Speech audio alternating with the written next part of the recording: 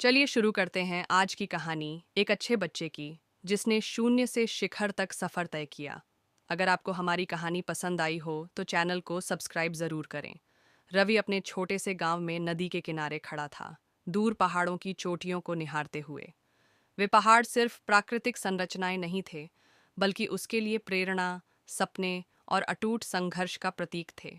एक गरीब किसान परिवार में जन्मे रवि के पास संसाधनों की भारी कमी थी, लेकिन उसकी इच्छा शक्ति असीम थी। उसका बचपन कठिनाइयों से भरा था। उसके पिता एक छोटे किसान थे जो मौसम की मार और कर्ज के बोझ से जूझते रहते थे। उसकी माँ घर संभालने के साथ साथ परिवार के लिए अतिरिक्त आय के स्रोत ढूंढती रहती थी। शिक्षा उसके गांव में एक विलासिता थी, लेकिन रवि का सपना बड़ा था।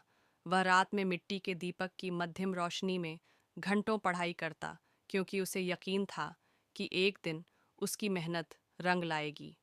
10वीं कक्षा में उसने पहली बार भारतीय प्रशासनिक सेवा आईएएस के बारे में सुना।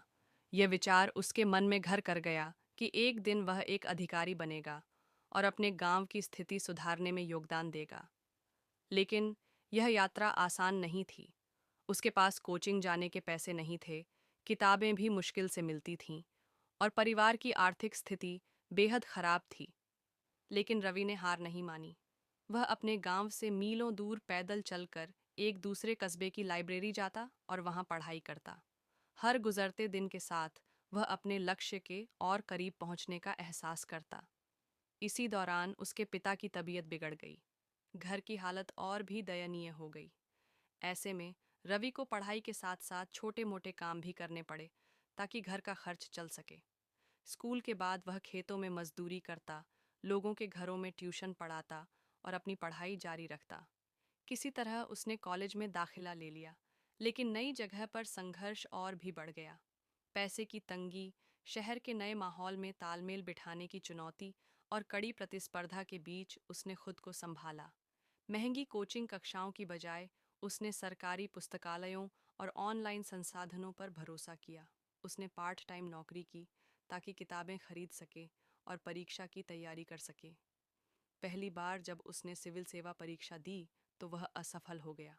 यह उसके लिए एक बड़ा झटका था। उसने खुद पर संदेह किया, लेकिन उसने हार नहीं मानी। उसने अपनी गलतियों को समझा और दोबारा तैयारी शुरू की। हर असफलता के बाद वह और अधिक मजबूत होकर उभरा। दूसरे प्रयास में भी वह असफल रहा, लेकिन इस बार उसे खुद पर पहले से ज्यादा विश्वास था।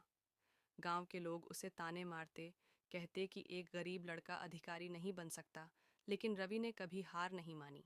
तीसरे प्रयास में उसने प्रारंभिक परीक्षा पास कर ली।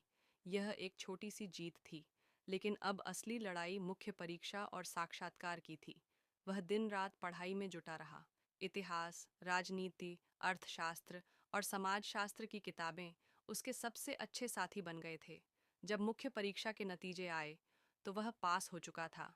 अब बारी थी साक्षात्कार की, जो उसकी अब तक की सबसे कठिन परीक्षा थी। दिल्ली में इंटरव्यू के लिए जब वह पहुंचा तो उसके भीतर घबराहट थी, लेकिन उसने खुद को समझाया कि यह उसका सपना है और उसे इसे पूरा करना ही होगा। जब वह पैनल के सामने बैठा तो उसने हर सवाल का आत्मविश्वास के साथ जवाब दिया। उसके विचार स्पष्ट थे, उसका संकल्प दृढ़ था। जब परीक्षा का अंतिम परिणाम आया तो रवि का नाम टॉप रैंकर्स में था। यह उसके जीवन का सबसे बड़ा दिन था।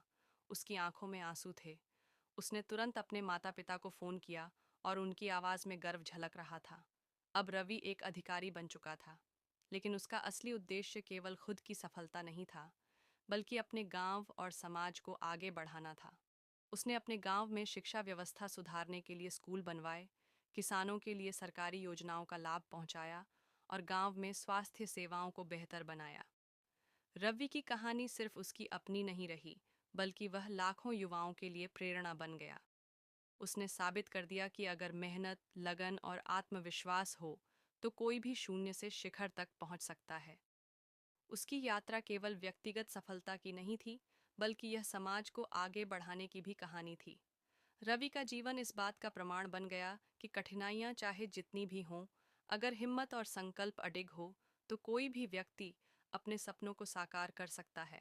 अगर आपको यह कहानी पसंद आई, तो हमें कमेंट करके ज़रूर बताएं कि आपने इस कहानी से क्या सीखा और आप अपने जीवन में क्या करना चाहते हैं।